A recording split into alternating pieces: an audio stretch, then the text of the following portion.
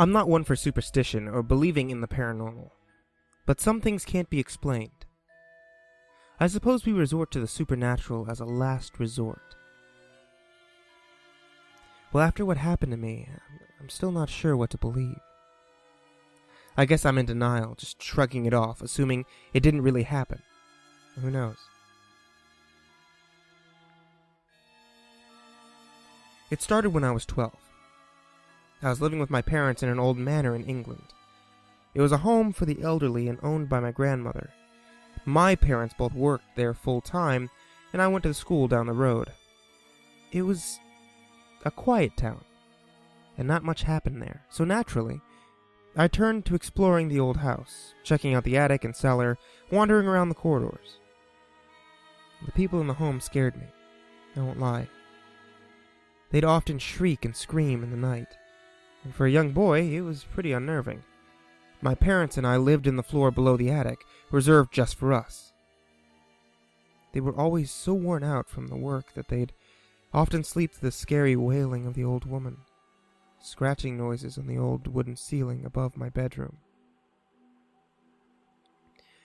I was scared at first, but fear eventually turned into curiosity, and I worked up the courage to explore the attic again, searching for the scratching sound. Mom and Dad were down in the kitchens, helping the other staff cook lunch for the residents. I borrowed a chair from my mom's dressing table and stood on it, fingers outstretched, reaching for the door to the loft. With an old creaky groan and a waft of dust and mildew, the door swung downwards and the rusty metal ladder rattled noisily down. I took a deep breath and climbed up. It was the same as it had always been. The untouched boxes of old residents' belongings were stacked in uneven rows, looking a bit ominous in the dull gray light from the small window at the end of the room. It was silent. Then the scratching began.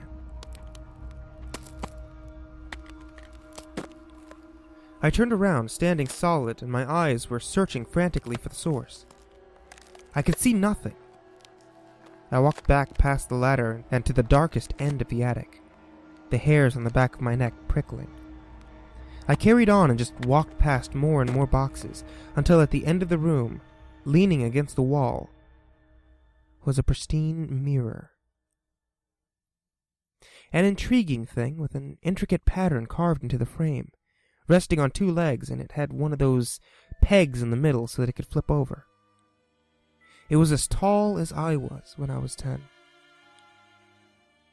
The scratching had stopped,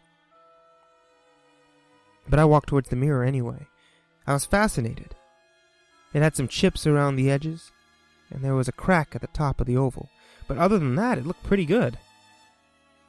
I instantly decided that it would live in my room in that house, and later that same day, my dad carried it down for me, unsure as to why I wanted such an old thing in my room. I mean, let's be honest, old antique mirrors are hardly the things coveted by 10-year-old boys. But still, this mirror had a charm about it. It was the same night that it was in my room that it held my reflection in the light, that the paranormal things began to occur. I woke up to the scratching noise again. I instantly looked upwards, but it wasn't coming from the attic. It was the mirror. Perplexed, I flicked on the lights and stared at the mirror. I stared back at myself, but then in the corner of my eye, I saw the face of a man. Chinese, glaring at me from underneath my bed in the reflection of my mirror. I swung my head over the side and saw nothing. There was nobody there. I thought I just imagined it, but then I looked back at the mirror and the same man, angry and glaring, his presence malevolent, was staring at me from the outside of my window. I rubbed my eyes and gaping started for the window. Of course there was nothing there. This continued as I grew up. We moved out of that house and down south into a smaller home for the elderly. Again, we lived on the top floor, and again the mirror went with me. It scared the crap out of me, but I was still curious. Who was this man inside of this old mirror? Angry. He never spoke or moved, he just glared at me, his head poking out from the random spots each time I looked back at him. It was when I reached 17 that I decided that I was going to find out more. Who was this man? What was he doing? But nothing came to me. I asked my grandmother if he used to be an old man who once lived at the home. He wasn't. She didn't even know where the mirror had come from.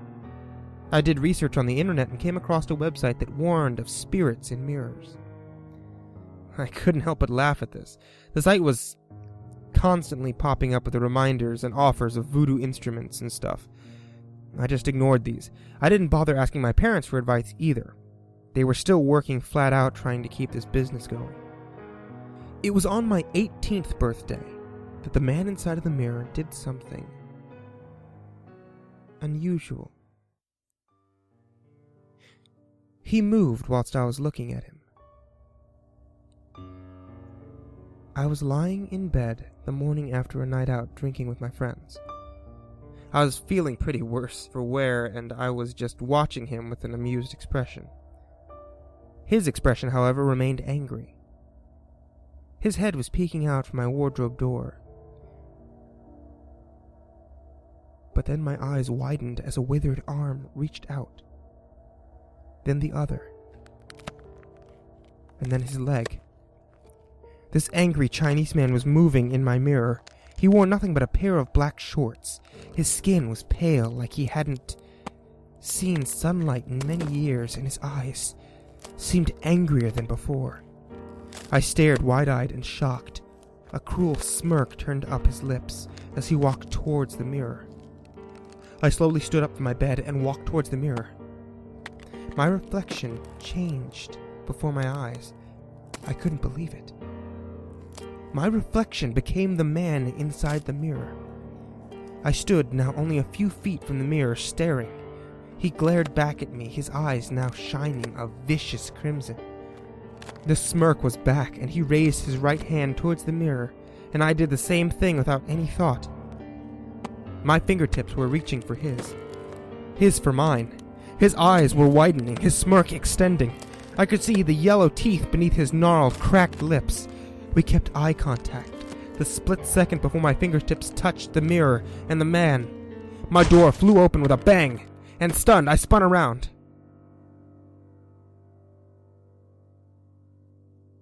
It was my grandmother, with a portrait of the Chinese man. There was a deafening roar of unmistakable anger. The noise was so loud I dropped to my knees and covered my ears, my grandmother gritting her teeth and still focusing on the mirror. The disturbing sound stopped, and I stood up, panting for breath. I looked at my grandmother, who smiled at me before grasping and dropping the old portrait of the man, who even on the canvas looked as angry and terrifying as he did in the mirror. The frame snapped, and the canvas flopped face down on the floor. I turned around, half expecting to see the man standing right in front of me. But I saw only the mirror.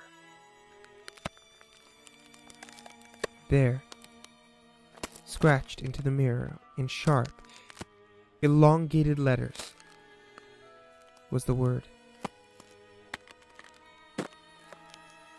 soon.